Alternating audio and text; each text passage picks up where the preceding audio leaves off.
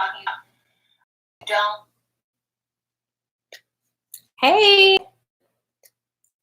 6:45, and here I am. I see someone's on here. What's your name? It just says I run things, but do you have what you want to tell me what your name is? If you don't want to, you don't have to. But I'm glad you're here. It is 6:45. There we go. There's some people hopping on. Hey, everybody. Hey, Robin. I thought I was going to be late because I don't know if I want to tell you guys this or not, but I'm putting up the Christmas tree today. And I was covered in lights and I was like, oh, it's almost time to go upstairs. So I ran up here. I ran up here to get everything set up. I have a reason why I'm putting the tree up early in case you guys want to know. But if you don't, then I won't tell you. But let me know if you want to know why I'm putting the Christmas tree up the day before Halloween. But anyway, hey, I'm glad you guys are here. So is everybody caught up with week 4? If not, and if somebody doesn't know what I'm talking about, or you're just hopping on for the first time, this is the book that we've been reading the last 4 weeks, Live a Praying Life Without Fear. Hey, guys. This is the book, just in case. If you don't have the book or you're behind, even if you do have the book, it's okay. Today is the last week of the 4-week series, and I feel like we're going to kind of touch on pretty much the whole book in a nutshell. So let me know, are you guys reading the book, or are you just kind of watching the videos and following along that way? That'll give a few more people some time to hop on. Yay, you're here. I'm glad. It's exciting. I like this little gumdrop emoji looking thing. It's really cute. And I'm not on my phone this week. I learned my lesson the hard way last week because your all's comments were disappearing. So I'm on my laptop again today. And Loki is right here. Let me see if I can get it. Look. Oh, there you are. Ignore the vacuum cleaner. He's not feeling very good today, so he's staying pretty close to me. Hey, Kelly. So are you guys reading the book, or are you just following along, or are you reading the book but you're behind? Because if you are caught up to week 4, then you would have known that it's really mostly a recap chapter. It's really going through and like talking about a lot of personal questions. It's okay, you're reading but behind. That's fine. I've missed this. I was so hoping I would get to follow along. Well, it's okay, Brenda, because you can still, if you want to get the book. I've heard that it's free on Hoopla. It's an app that I guess is through certain libraries. I'm not really sure. I've heard it's free on there. You can buy the book if you want. I think they have a Kindle version as well. You're just starting chapter 4. That's okay, because mostly chapter 4 was all like reflection questions. But if you're not caught up, don't worry. We're talking a lot about what has been covered in the entire book. And like she said, she's just starting chapter 4. It's okay. When my mom did this Bible study with some ladies at church, they didn't even do week 4 together. They just said, okay, we did the first 3 weeks, and now you guys go and answer the questions from week 4. But I really didn't want to do that. I wanted to sit down and kind of wrap everything up. Plus, I like talking to you guys too. Hey, from Canada. It's cold here today. I'm sure it's probably cold there too, which is one reason why I'm putting up the Christmas tree, because it's cold here and I hate Halloween anyway. So let's just skip it and get right to Christmas decorations. Okay.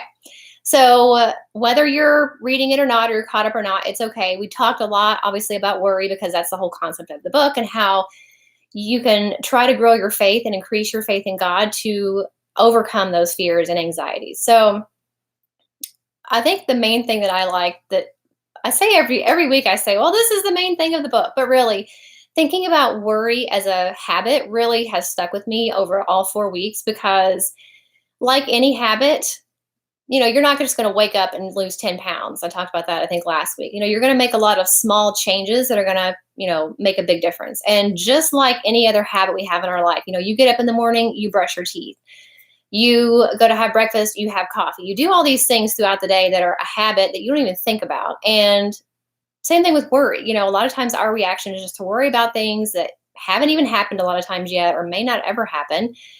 Have all these scenarios. Yay for Christmas decorations. Yes. You have all these scenarios that you worry about that may never happen. And I mean, as moms and women, I think we do that especially. Well, what if this happens? And what if Johnny falls down the stair? Or what if I leave the iron on a stack of newspapers? Like, there's all these random things that most of the time are not rational, but even if they are, they may never happen. And so our brain automatically thinks, oh, I got to worry about this. This is something I really need to worry and stress over, because that's my way of controlling the situation, or trying to control the situation. Yes, overactive imagination for sure.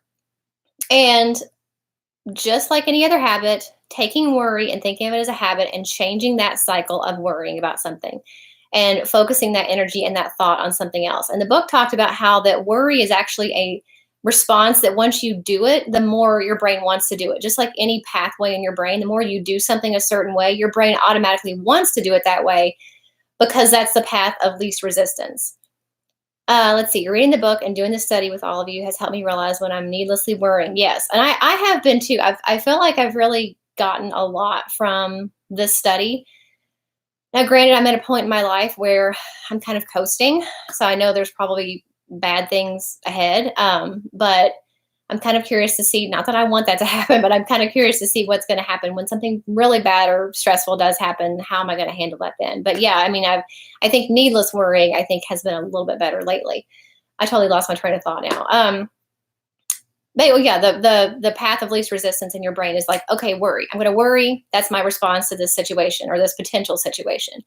So we talked about things that we can do to stop that path and create a new one. So we talked about prayer journaling, singing, anything you can do to try to break that habit and create a new habit when you start to worry. And a couple of things I mentioned, I think in week 4, she said, focusing on thankfulness, using situations that may be scary and bad and give you all types of anxiety and fear to try to be thankful, whether it's looking for something to be thankful for in the bad situation or just being thankful in general. And that's where I think prayer journaling, gratitude journals really come in handy. And there was a situation a long time ago where I thought somebody was doing something a certain way that they were supposed to be doing. They were telling me they were doing something a certain way, and I believed it. And then I ended up seeing them doing what they weren't supposed to be doing. And the weirdest thing happened. As soon as I saw that person doing that, I thought to myself, thank you, God, for showing me that.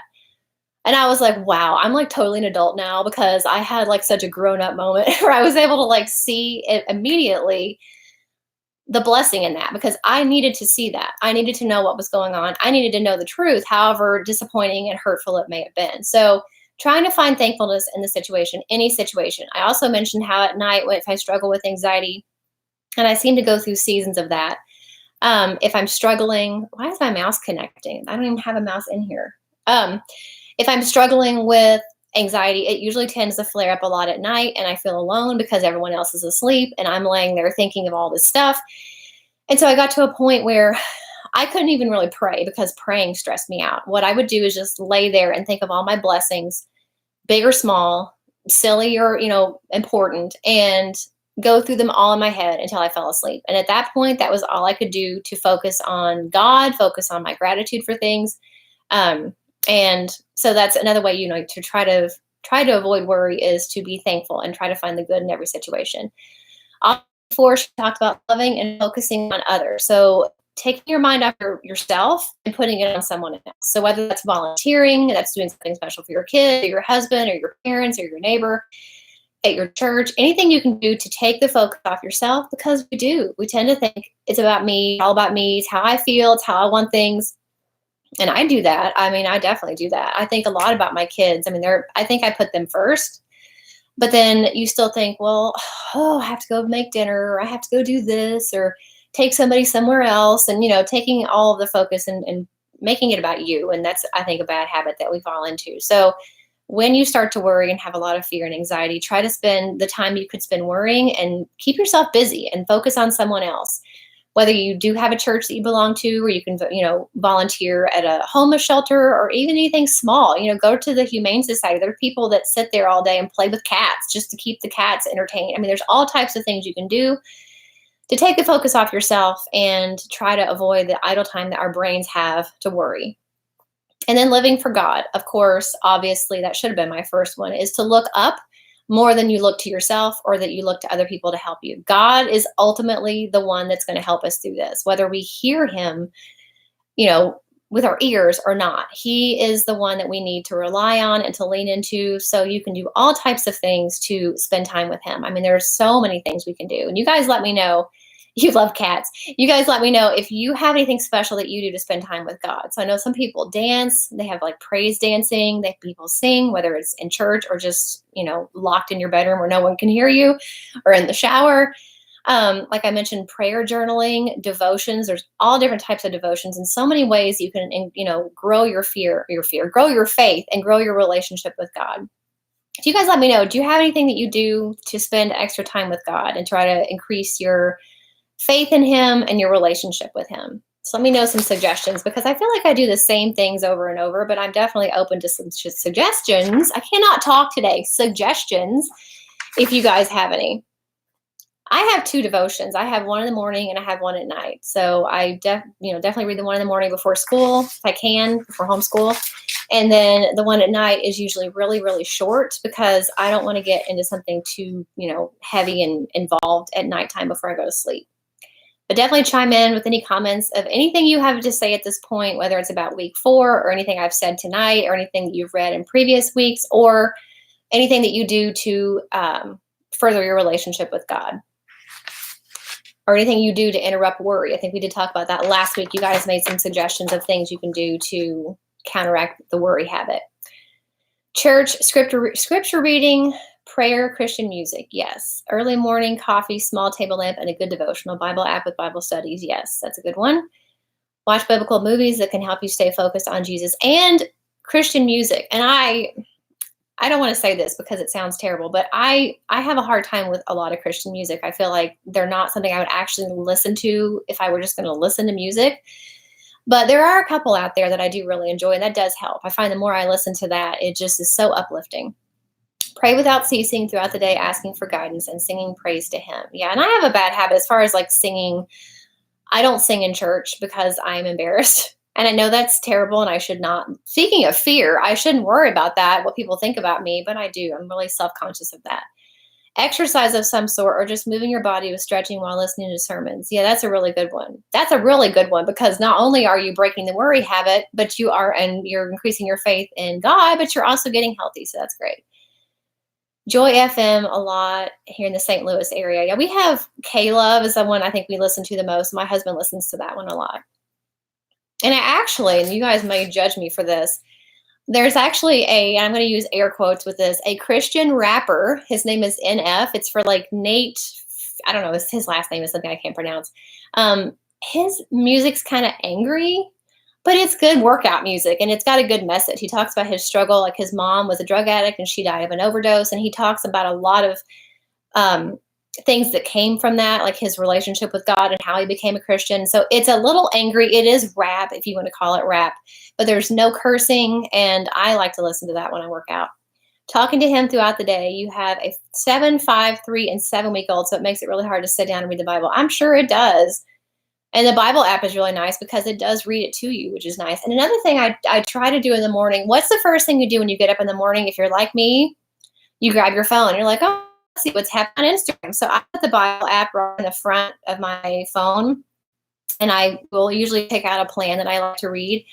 And I try to make myself at least read this before I get out of bed, because that way I don't have a chance to get up and like, oh, I forgot to call so-and-so or do this or that. But the kids get up and they need breakfast. I've already at least read something before I get out of bed. You're not judging me at all. You know, people who listen to Christian rap. Yeah, and there's some of it I don't like. For some reason, I really like him, and I like his story because he does come from such a broken home and such a traumatic experience with his mom dying and everything. And so it's good, like, if you're angry and you want to let off some steam, but you don't want to hear curse words or anything like that, it's a good one. And he's got some slow songs too. Before you feed yourself, feed your soul. Yes, that is a very good one. I'm so hungry in the morning, though. That'd be hard for me. Okay.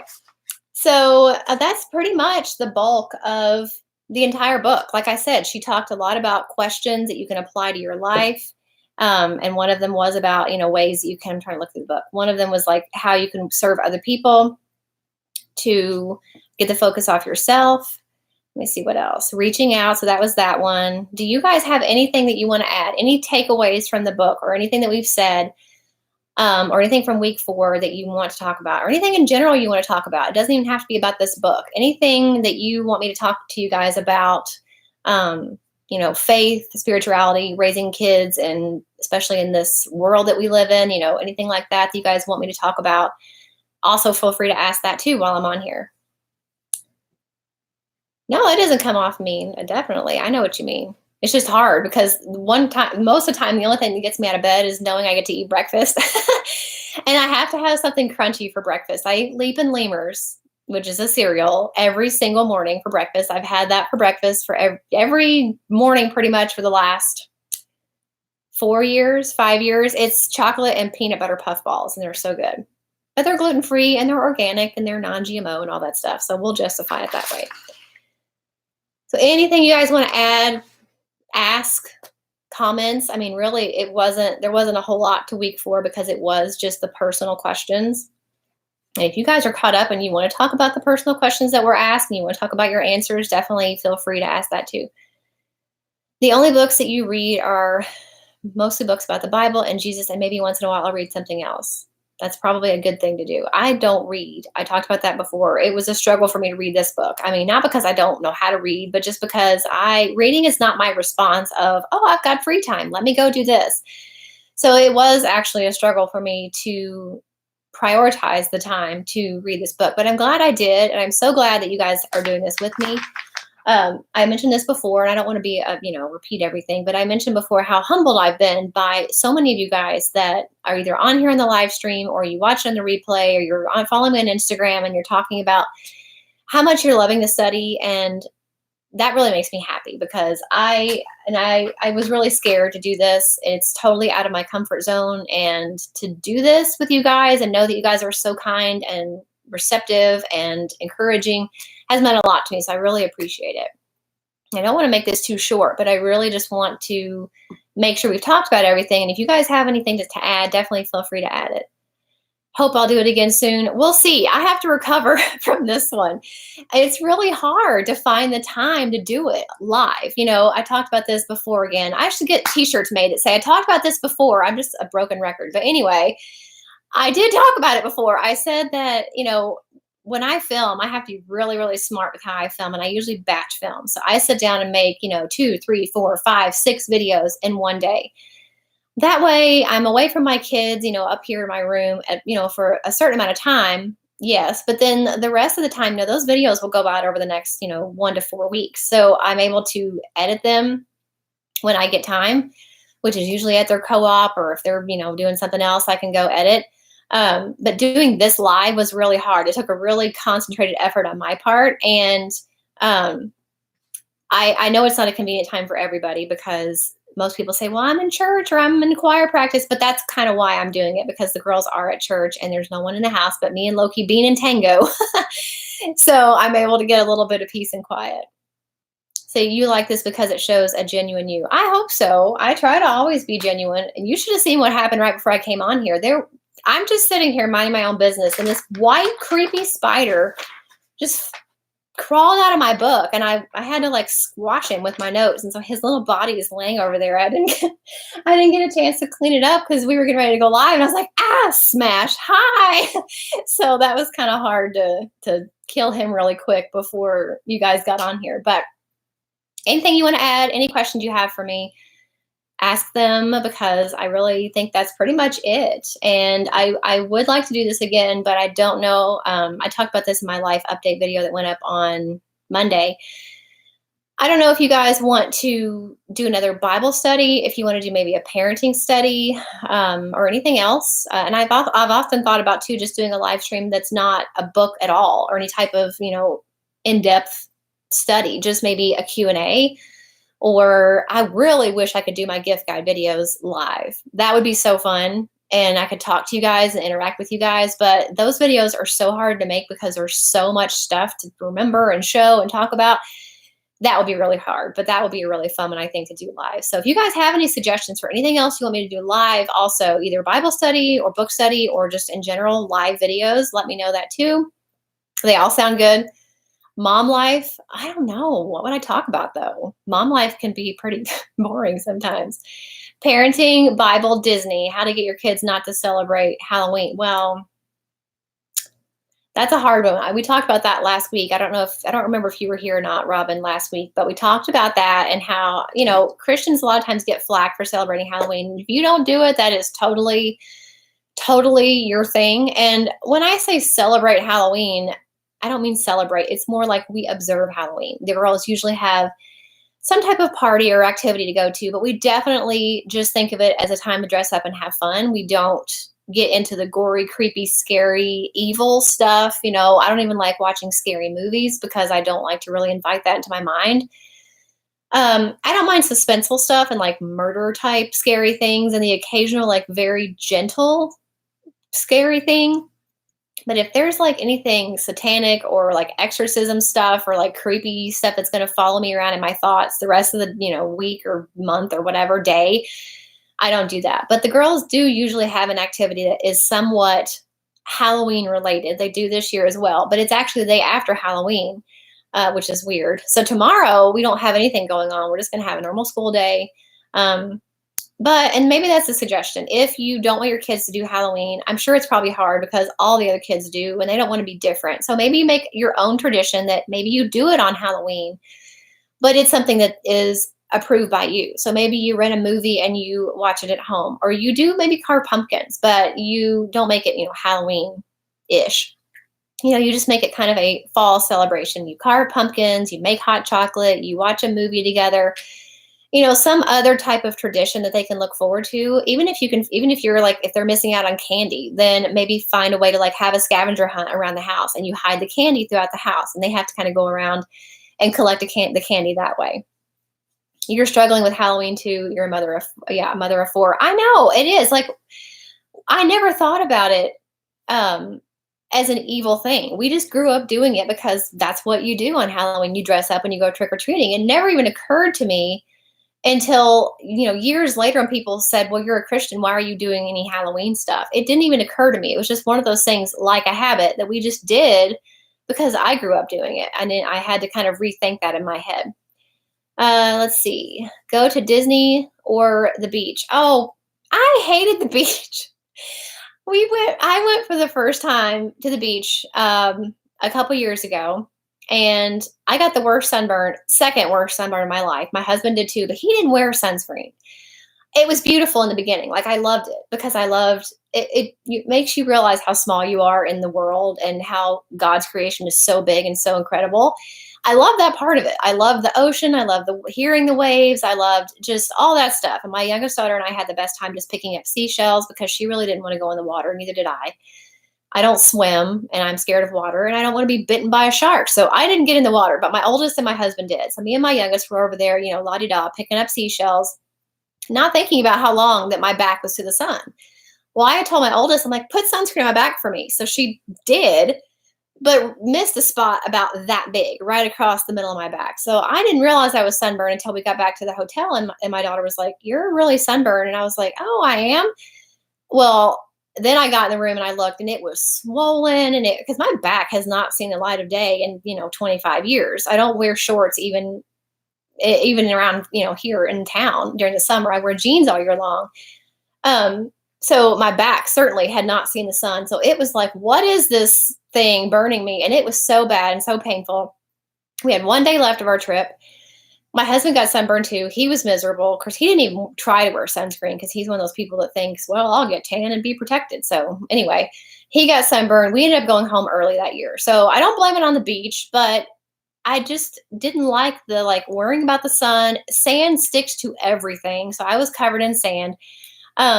So I really just don't like the beach. If I go back to the beach, it will be like later in the day, like at dusk or something. But I'm always going to say Disney over the beach. The girls do want to go back. We probably will go back at some point. But next time I will not ask my daughter to put sunscreen on my back. I'll just get a big paint roller and because I don't know how else to get it back there and be able to kind of cover everything. Are you asking me if you should skip Mickey's Not So Scary Halloween Party? Is that a question? Or are you suggesting? I don't know. Robin, let me know. Are you asking me that? We did do Mickey's Not So Scary Halloween Party last year and we really liked it. And we've done the Christmas party before as well, which was also really fun. I like them both for different reasons, but I think they were fun. So anything else you guys want to add? Let me know. You can't stand the sand and the bacteria that people are getting in the beaches. I know. You have no desire to attend it. Oh, okay. I was just wondering because it just said skip it. Yeah, we've been. It was fun, and I was worried that it was going to seem really evil, but it didn't. I mean, they have grave diggers. I think that's probably the worst thing that they have in the parade. But it was fun. But if you guys have any other questions, let me know. If you're just not watching this and you have no clue, you've not watched any of read the book or anything, definitely go back and watch the other recaps. They'll be linked for you in the description box. And like I said, you can get this book for free from what I've heard on Hoopla. So definitely, even if you're watching this, years from now, it's okay. I'm hoping that YouTube doesn't erase all my videos because otherwise this video will be here for you forever. How would you rate the book from 1 to 10? I don't know. Sometimes things get you thinking and you enjoy your thoughts more than the book itself. Does that make sense? Like I liked the book. It was okay. I think some of the parts were a little wordy, which is fine. I guess, I'm a little wordy. So, I mean, who am I to say anything? Some of the parts about the brain, like the pathways of the brain were a little kind of boring for me. I had to struggle through that a little bit.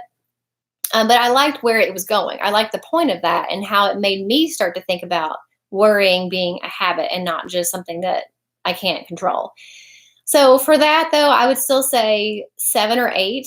I was really encouraged by it. And I really hope that the things that I've taken from this book will follow me into to when I'm having a significant worry. I mean, I always have little things kind of on the back burner or things going on. But I mean, when something really bad happens, I really hope that I'm able to apply this and apply the fact that remembering God is in control and he's got all this stuff worked out for me for the good, even if it doesn't seem like it. And you think, how can there be something good from this? I really hope that I can really, really focus on that and remember that and take that to heart. And all because I already knew that, but this book really helped to solidify that in my brain. So, I think it's definitely at least a good starting point for me and hopefully for you guys to kind of get you thinking about other ways that you can try to spend your time more than worrying and freaking out about everything. Other ways that we can have more control over the situation and control over our emotions and thoughts. Even if some things that are happening to us are out of our control, we do have some things that we can do to help control the uncontrollable and the unpredictable. Did she pass away this year? That is so sad. Oh, why are you wagging your tail? That's not happy. He must have thought I was saying something exciting. I didn't know that. Like I said, my mom was the one that did this Bible study with one of her sisters and some people from church. And the lady that was heading up the Bible study said it was her favorite author. And she'd read like every book this lady had written because she has written quite a few other books I haven't read yet. But that's a shame. Do you know what she passed away from? I would look it up, but it'd probably take too long. That spider is still sitting there just looking at me. Let's see. Jennifer Kennedy Dean. Yeah, that's her name. Okay, guys. Well, I really appreciate you joining me for this study, whether it's just today or you've watched all 4 videos or this is your first live stream. I really, really hope it helps.